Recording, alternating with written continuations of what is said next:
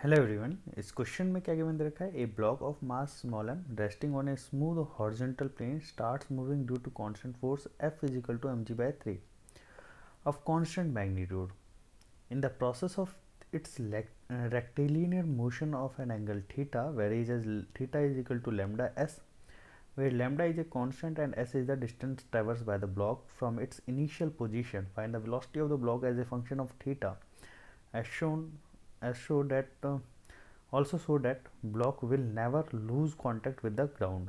देखिए यहाँ पे क्वेश्चन क्या कह रहा है उस चीज़ को समझते हैं पहले। देखिए यहाँ पे हमारे पास एक ब्लॉक है इस तरीके का, ये मैंने मान लिया हॉरिजॉन्टल सरफेस, और इस हॉरिजॉन्टल सरफेस के ऊपर ये हमारा एक ब्लॉक प्रेजेंट है। क्लियर?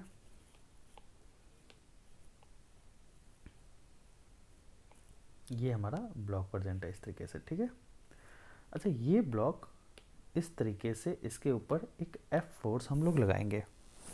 ये एफ फोर्स कुछ इस तरीके से लग रहा है। ठीक है, ये एफ फोर्स, इस एफ फोर्स की वैल्यू है एम जी बाय 3।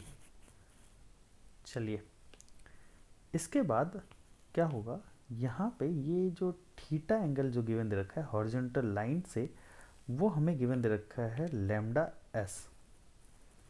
ठीक है, ये वाला थीटा गिवन दे रखा है, this is equal to lambda S. Clear? अब इस लैम्डा एस, ये जो यहाँ पे ये थीटा जो है ये एस के अकॉर्डिंग, जैसे जैसे ये ब्लॉक इधर मूव करेगा वैसे वैसे ये थीटा की वैल्यू भी वेरी करती रहेगी। जब ये चीज़ हमें समझ में आती है तो हम क्या करते हैं, इसके कंपोनेंट बना लेते हैं। ये हो जाएगा एफ कॉस थीटा और इधर हो जाएगा एफ साइन थीटा। तो यहाँ पे हमें ये समझ में आता है कि ये वाला जो एफ कॉस थीटा है ये इस ब्लॉक को आगे की ओर मूव करवाएगा एक्स डायरेक्शन में, या F sine theta Y direction में मूव करवाने की कोशिश करेगा। बट देखते हैं वो डिपेंड करता है कि ये एम जी फोर्स नीचे की ओर लगेगा, इसमें नीचे की ओर एम जी फोर्स लगेगा। ये चीज़ इस चीज़ के ऊपर डिपेंड करता है कि एम जी फोर्स ज़्यादा बड़ा है या एफ साइन थीटा ज़्यादा बड़ा है। अगर एफ साइन थीटा ज़्यादा बड़ा होगा तो ब्लॉक कॉन्टैक्ट लूज कर देगा, एम जी ज़्यादा बड़ा होगा तो ये ब्लॉक कॉन्टैक्ट लूज नहीं करेगा। चलिए ये हम बाद में बात करेंगे, फिलहाल हम बात करते हैं एक्सेलरेशन की, क्योंकि हमें फाइंड आउट क्या करना है, find the velocity of the block as a function of theta. तो वेलोसिटी फाइंड आउट करने के लिए हम पहले फर्स्ट इक्वेशन लिखते हैं। हम बात करते हैं in X direction, in X direction. अब एक्स डायरेक्शन में हमें बात करने के लिए हम लिखते हैं F cos theta is equal to mass into acceleration. This is the equation of and this is the horizontal acceleration. ये ब्लॉक हॉरिजॉन्टल डायरेक्शन में मूव कर रहा होगा, तो मैं ए एक्स लिख देता हूँ, this is the horizontal acceleration. ठीक है, अब देखिए फोर्स की वैल्यू कितनी है, यहाँ पे है एम जी बाय 3, और कॉस थीटा की वैल्यू कितनी है, lambda S, M A X, M से एम कट गया तो हमारे पास क्या बचेगा, ए एक्स की वैल्यू बचेगी G by 3 cos lambda S. Clear?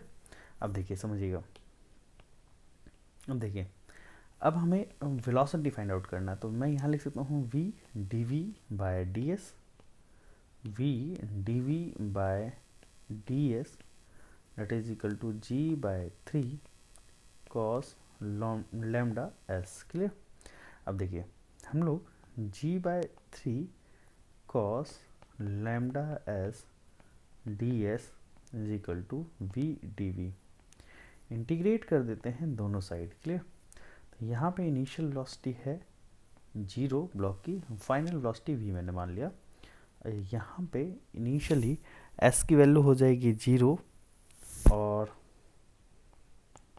और ये फाइनली एस मैंने मान लिया। ठीक है, एक्स या एस कुछ भी मान लीजिए। चलिए यहाँ पे जी बाई 3 कॉमन है, कॉस का इंटीग्रेशन होगा sine lambda S divided by lambda, जो एस का कोफिशिएंट होगा वो आगे आ जाएगा, नीचे आ जाएगा। ठीक है, डेट इज इक्वल टू यहाँ पे हो जाएगा वी स्क्वायर बाय 2, और 0 से v तक इंटीग्रेट करेंगे। ठीक है, तो यहाँ पे आ जाएगा जी बाय 3 लेमडा, और यहाँ पे साइन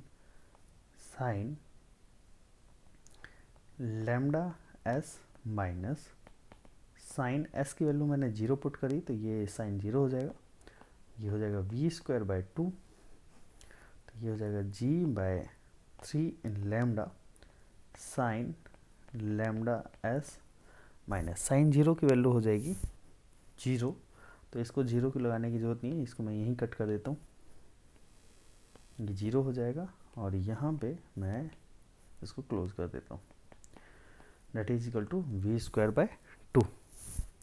अगर मैं इसको थोड़ा सा v को मैं यहाँ लिखता हूँ 2/3 जी लैम्डा साइन लैम्डा एस, ये अनरूट, तो ये हमारा हो जाएगा वेलोसिटी, ये हमारा वेलोसिटी आ जाएगा। ठीक है, आई होप आप लोगों को ये पॉइंट समझ में आया होगा। ठीक है, नेक्स्ट हम बात करते हैं कि ये वाला ब्लॉक कभी भी कांटेक्ट लूज़ नहीं करेगा, क्योंकि यहाँ पे लास्ट वाले पार्ट में पूछेगा also show that the block does not never lose contact with the ground, तो कांटेक्ट नहीं लूज़ करेगा।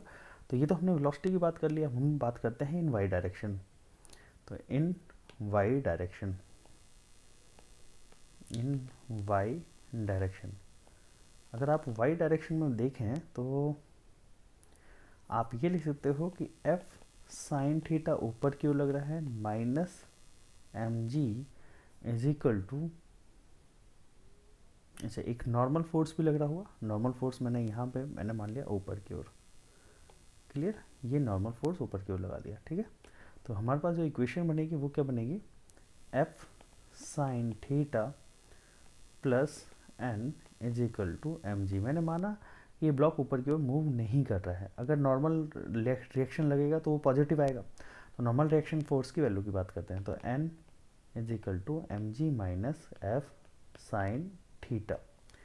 एन की वैल्यू देखते हैं तो यहाँ पे M G minus M F की वैल्यू एम जी बाय 3 और ये साइन थीटा, और हमें पता है वी नो डैट कि साइन थीटा की जो मैक्सिमम वैल्यू है वो आएगी 1, साइन थीटा की मैक्सिमम वैल्यू 1 आएगी, तो एन की वैल्यू हो जाएगी M G minus M G by 3 और साइन थीटा की वैल्यू हो जाएगी 1, तो ये आ जाएगा हमारे पास N is equal to 2mg/3, और ये हम देख पा रहे हैं कि नॉर्मल रिएक्शन फोर्स पॉजिटिव आ रहा है, इसका मतलब ये हुआ कि ब्लॉक कांटेक्ट लूज नहीं करेगा, तो हमारा जो नॉर्मल फोर्स लग रहा होगा 2mg/3 लग रहा होगा, तो हमारा जो फाइनली आंसर वेलोसिटी भी पता लग गया और हमारा block contact will never lose, हमारा block will never lose contact from ground से कभी भी कांटेक्ट लूज नहीं करेगा। आई होप आप लोगों को ये क्वेश्चन समझ में आया होगा। अगर आप लोगों को ये वीडियो अच्छा लगा हो तो हमारे चैनल को सब्सक्राइब जरूर करिएगा और अपने फ्रेंड सर्कल में भी शेयर करें। Thanks for watching this video. Okay bye.